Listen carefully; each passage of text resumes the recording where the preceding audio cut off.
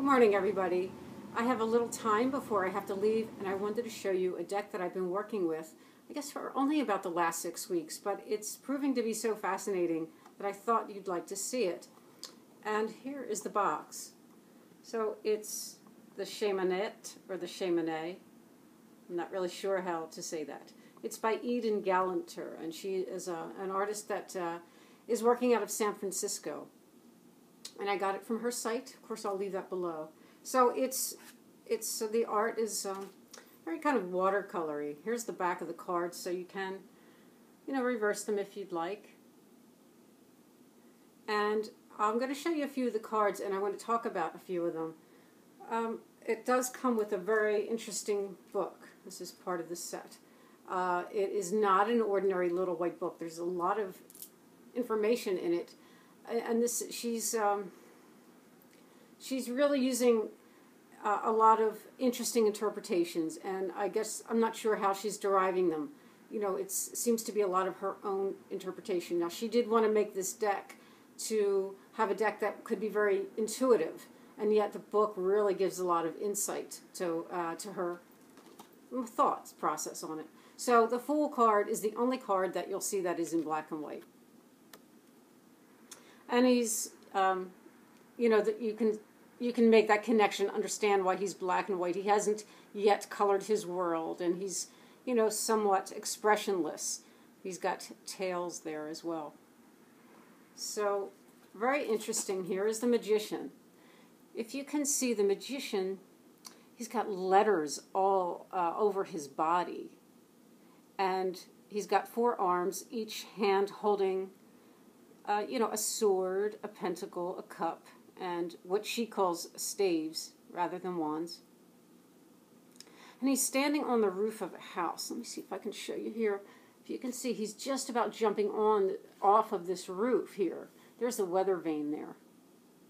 So the words and the letters all over his body is, there's power in words, and it's the idea that he has the power but doesn't yet know how to use it.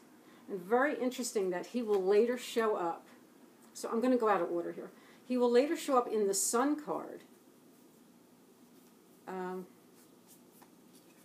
Here is the Magician in the Sun card, uniting with his feminine side. And now the words are, now he has power over them, and they're not so chaotic, but he's learned something.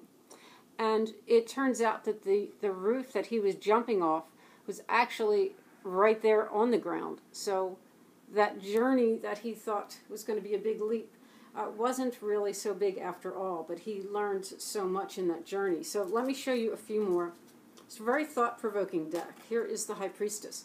Very interesting also that the first 5 major arcana cards, the people have their eyes closed. The Empress. So this is the kind of deck I think you really will benefit from the book. Referring to the book will be very helpful and important. Here's the Emperor. His eyes are also closed, and he's in a world that is completely man-made. Even the celestial bodies there are man-made. Very interesting.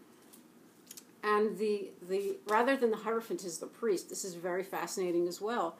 And he's actually a statue. And it's interesting that he reminds us of death a little bit there, which I think is apropos, because sometimes those dogmatic beliefs can really be the death of our imagination and society in a certain way. He's also blindfolded. And the girl there is a young empress, bringing some balance and peace and joy into this seemingly, dark state of mind. But I like that he's a statue, because it does give that idea also that, statues crumble and fall, and then later something else is rebuilt. Now, when we get to the Lover's card, it's called Love, and now they have their eyes open. This is also very fascinating. So it's 2 angels, or 2 people, I guess you could say, kind of being born out of each other. They each have their individual minds and hearts, so they are free for in that expression. They are co-joined in the body. But that, to me, does work with the alchemical process. This would be one of the first very alchemical cards in the deck, in the major arcana. So very interesting. They are conjoined and yet still very individual. Now let's look at them in the Devil card. Here they are. They show up again. And now the process is the opposite, where their bodies are somewhat free, but their heads are conjoined. They have lost their individuality. They have lost, in a sense, who they are and their personality for this time being. And boy, doesn't that give you the sense of imprisonment? It's almost a frightening scenario. So as I said, this is very thought-provoking and interesting, and I've been enjoying using it. Now, I do like, we so much at this point, a lot of us know the structure of the tarot and that Hermetic and Masonic symbolism. So, I'm still reading it that way, but I do add on an intuition and also some of the, ideas from her book. It's really interesting. So let me just show you a few more. Here's the Tower.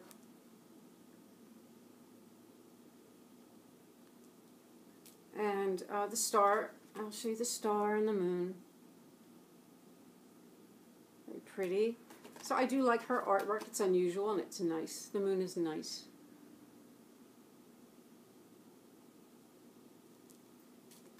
And no, oh yeah, I'm going to backtrack here. I'm going to show you Justice. It's really different here. So we have a woman who has a fish tail and a fish that has the woman's legs, and therefore they're always seeking balance of attraction and repulsion of each other. So they're kissing, and they also are pointing knives at each other. Very interesting card. And the Hierophant is the Hermit is also fascinating. It's called Time. And when I first looked at this card, I thought, that's just crazy.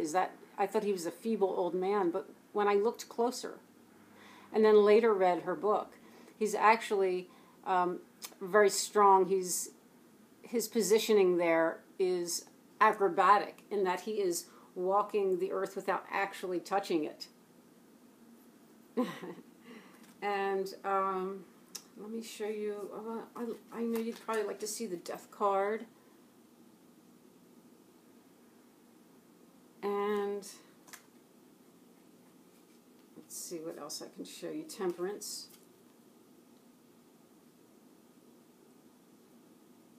All right. Okay, now I did want to show you the World card.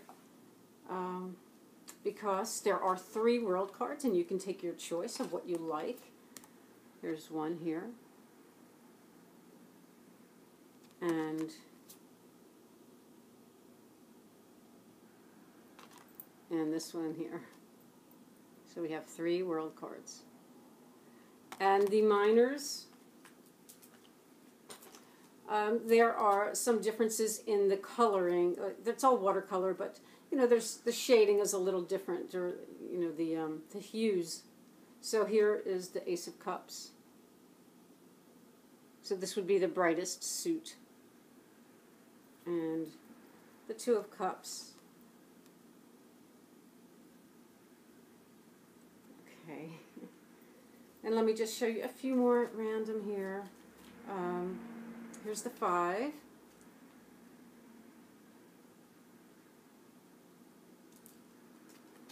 And I do want to show you here's the 8 of Cups, the quartz, they're very expressive. And what she also has done is interwoven the court cards so that those people show up in their suit at different stages of their life. Here is the Prince of Cups. And here's the Princess.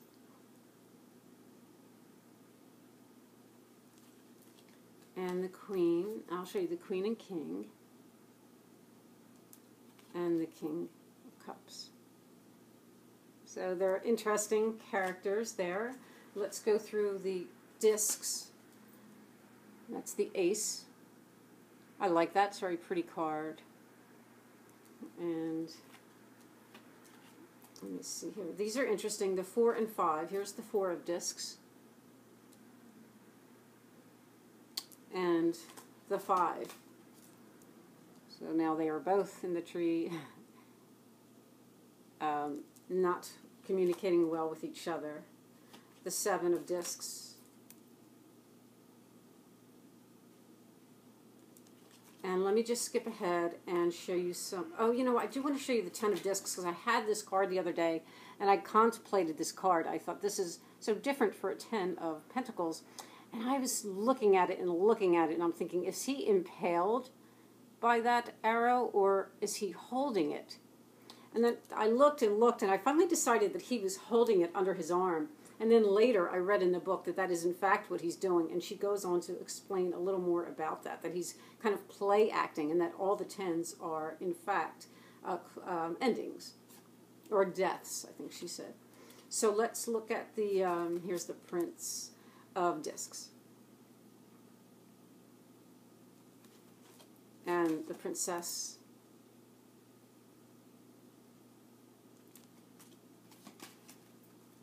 And the Queen. Such a beautiful face. And the King. He's got his eyes closed too. And the now the staves, they have a lot of serpent energy, and that's how she is showing fire. And here would be the ace.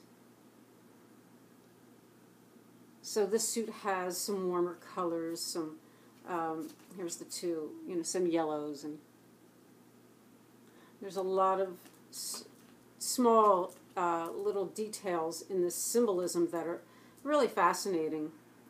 Here's the 8. So you can see that's a little different what you're used to. And the 9. I really like this. A lot of passionate energy in there. And then let me show you the, here's the Prince. What a face, huh?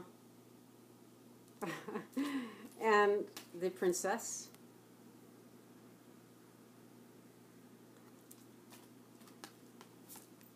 Like the Queen there. And the King. I like that card too. And let me show you a few swords before I wrap up. Here is the Ace of Swords. The swords have, you know, cool blue tones in them. And the 2, they're just so interesting. I really take a long time when I'm reading with this deck. I've only read for myself, but I use it when I have time to really involve myself in the images, to study them, because I like to study them and get what I can out of it before I look at the book. And I'm sure a lot of you are the same way. I don't like to run right to the book. Okay, let's see here. This is the 9.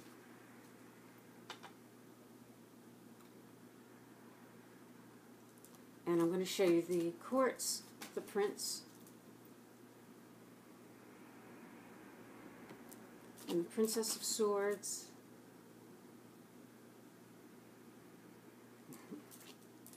and the Queen, and the King of Swords.